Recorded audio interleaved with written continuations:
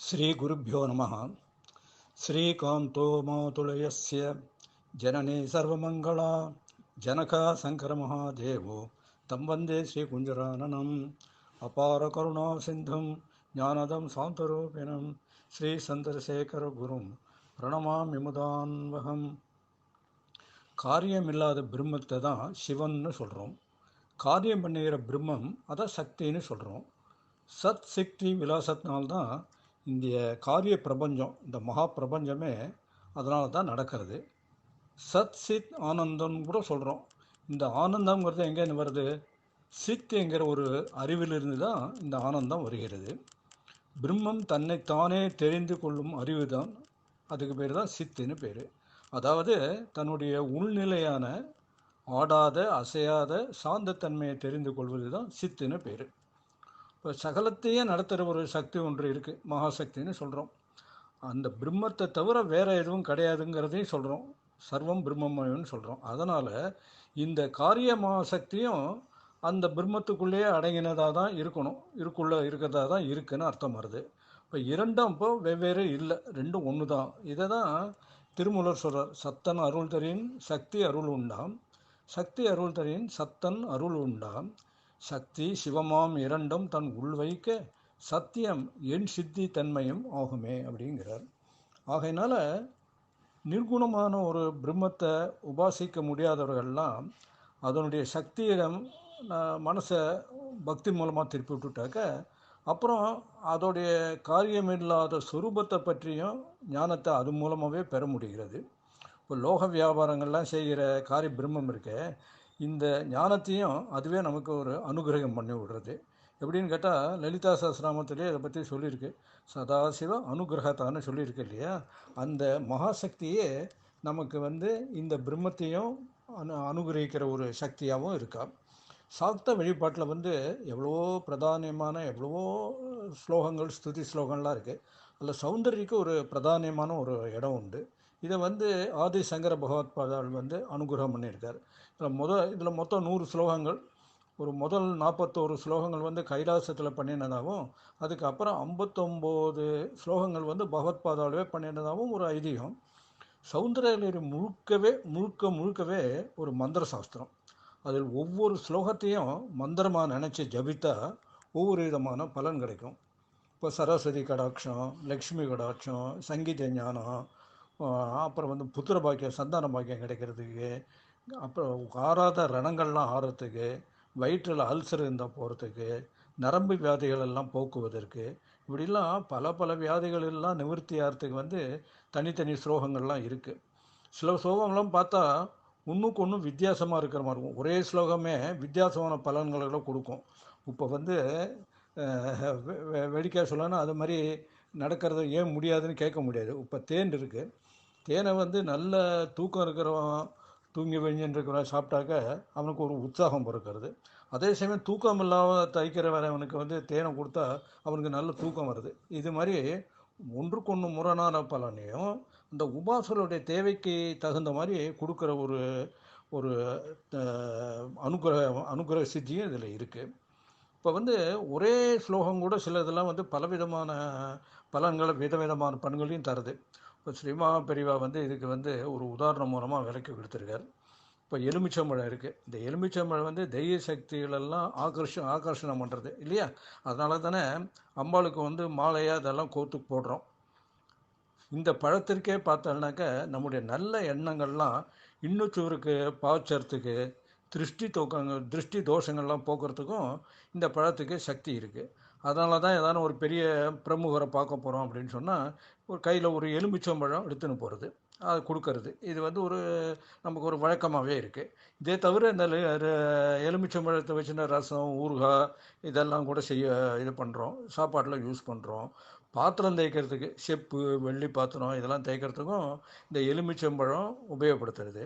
அப்போது ஒரு பக்கம் திவ்ய சக்திகளெல்லாம் ஆகர்ஷணம் பண்ணுறதுக்கு அம்பாளுக்கு மாலையாக போடுறோம், இன்னொரு சமயத்தில் பாத்திரம் தேய்க்கிறதுக்காகவும் இது யூஸ் பண்ணுறோன்னா இதுக்கும் அதுக்கு என்ன சம்மந்தம் அப்படின்னா, இந்த ஒரே சப்த சக்தி, இந்த சப்த சக்தி எது? இந்த சௌந்தர்யில இருக்கிற மந்திரங்களுடைய, இந்த ஸ்லோகங்களுடைய மந்திர சக்தி இருக்க, அந்த சப்த சக்தி இருக்க, அது ரொம்ப தெய்வீகமான ஒன்று.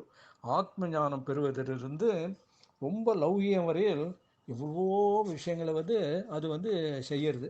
இப்போ ஒரு ஸ்லோகம் பார்க்கலாம் நம்ம. கிரந்தி மங்கிய அங்கேபியா கிரணை நீ குறும்ப அமிர்தரசம் கிருதி துவாமதத்தே ஹிமகர சிலா மூர்த்திமிவ யஹ ச சர்ப்பானாம் தர்ப்பம் சமயதி சகுந்தாதிப இவ ஜரபிருஷ்டான திருஷ்டையா சுகயதி சுதாதாரா சிரையான்னு ஒரு ஸ்லோகம். மறுபடியும் சொல்கிறேன். கிரந்தீம் அங்கேபியா கிரணனி குறும்பா அமிர்தரசம் ஹிருதித்வாமாதத்தே ஹிமகர சிலா மூர்த்திமிவ யஹ ச சர்ப்பானாம் தர்ப்பம் சமயதி சகுந்தாதிப இவ ஜரபிருஷ்டான் திருஷ்டையா சுகயதி சுதாதார சிரையான்னு ஒரு ஸ்லோகம். இதுக்கு என்ன அர்த்தம்னு கேட்டாக்க, அமிர்த ரசத்தை பெருக்கும் சந்திரகாந்த சிலையான மூர்த்தி மாறி இருக்கிற ஒன்றை, அதாவது அம்பாளை யார் வந்து உள்ளத்தில் நிலைநிறுத்தி தியானம் பண்ணுறானோ அவனுக்கு பட்சி ராஜனாகிய கருடன் இருக்கான் இல்லையா, அவனுடைய ஒரு வீரியம் மாதிரி பாம்புகளுடைய கொழுப்பு இருக்கிற அதையும் அடைக்கிடுறானோ. அது மட்டும் இல்லை, அமிர்த நாடியோடு கூடி இருக்கிற பார்வையால் அவனுக்கு வந்து திருஷ்டையா சுகயத்தின்னு இருக்கு இல்லையா, திருஷ்டானு இப்போ ஜுவரப்பிருஷ்டானு திருஷ்டையா சுகயத்தின்னு இருக்கேன். அவன் வந்து தன்னுடைய அமிர்த நாடியோடு கூடி இருக்கிற அந்த பார்வையினாலே ஜுவரத்தால் பீடிக்கப்பட்டவர்களை வந்தையும் சுகமடைய செய்கிறான்னு இதுக்கு பொருள். விஷம் ஆகக்கூடிய விஷம் இறங்குறது, ஜுரம் சரியாகிறது, இந்த ரெண்டு பலன் வந்து இந்த ஸ்லோகத்திற்கு இருக்குது. ஹிமகர சிலாமூர்த்தின்னு ஒரு வார்த்தை இருக்கு இல்லையா, அது வந்து அமிர்தேஸ்வரிங்கிற ரூபத்தில் அம்பாளை தியானிக்கும் போது இந்த ஹிமகர சிலாமூர்த்திங்கிற அந்த சுரூபமாக இருக்க, அதாவது அமிர்தேஸ்வரி சுரூபம் இருக்க அந்த அம்பாள் வந்து எல்லா விஷயங்களையும் போக்கும் ஒரு மந்திர சக்தியை நமக்கு கொடுத்துட்றான். இதே சமயத்தில் கருட பகவான் இருக்கார் இல்லையா, அவர் வந்து கருட பகவான் வந்து தன்னுடைய கண்ணாலே விஷயங்கள்லையும் போக்குறாராம். அது மாதிரி இந்த அதனால் இதுக்கு வந்து இந்த ஸ்லோகத்துக்கு வந்து காருட பிரயோகம்னு கூட ஒரு பேர் இருக்குது. இந்த ரெண்டு சக்தியும் வந்து அம்பாள் வந்து இதை தியானம் பண்ணுறவாளுக்கு கொடுத்துருவா. இந்த ஸ்லோகத்தை வந்து 16 ஆவர்த்தி பண்ணணும், குறைஞ்சது 16 ஆவர்த்தி. அதுக்கப்புறம் அம்பிகை தியானத்தோடு இதை சொல்லணும். இந்த அபிவிருத்தி சும்மா அப்படியே சொல்லக்கூடாது.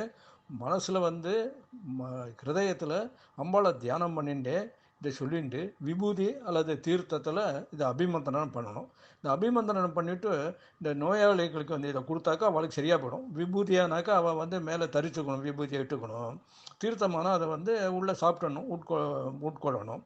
எப்படி இருந்ததுன்னா இது வந்து எல்லாத்தையும் ஒரு நிவர்த்தி கொடுக்கும், இந்த ரோகத்துலேருந்து ரோக நிவார்த்தி. அதனால் இது மட்டும் சர்வ ரோகார்த்தி நிவர்த்தி ஸ்லோகன்ட்டே இதுக்கு பேர்.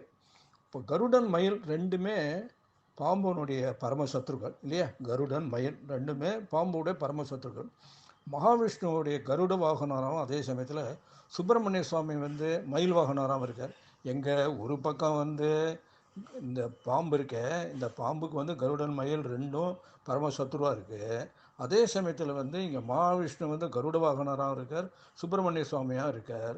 இது என்ன, இது பார்த்தா ஏதோ ஒரு வேடிக்கையாகவும் இருக்குது. ஏன்னா மகாவிஷ்ணு இருக்கார், மகாவிஷ்ணு வந்து எது மேலே படுத்துட்டுருக்கார், பாம்பு மேலே படுத்துட்டுருக்கார்.